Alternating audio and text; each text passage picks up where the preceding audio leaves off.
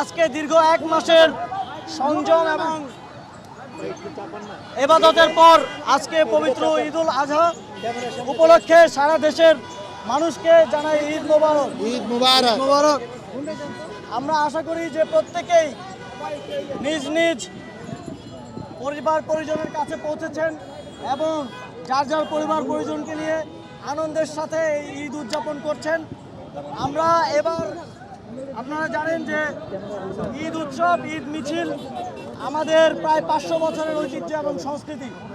আমরা আমাদের সেই হারিয়ে যাওয়া মোগল আমলের যে একদম নিজস্ব যে ঐতিহ্য এবং সংস্কৃতি তা আবার পুনরুজ্জীবিত করা, আবার সারা দেশে পৌঁছে দেওয়ার জন্য গত বছর প্রথমবার এই উদ্যোগটা নিয়েছিলাম এবং ঢাকার মানুষজন অভূতপূর্ব সাড়া দিয়েছিলেন।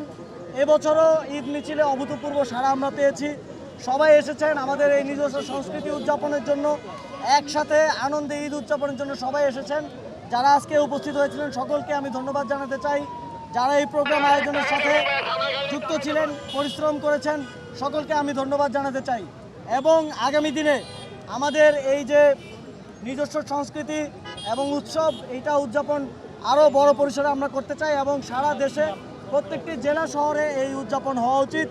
ঈদের দিনটা আমাদের অন্যতম একটি উদযাপনের দিন, অথচ এই দিনটা আমরা বিগত সময়ে বোরিং অবস্থায় বাসায় ঘুমিয়ে ঘুমিয়ে কাটিয়েছি।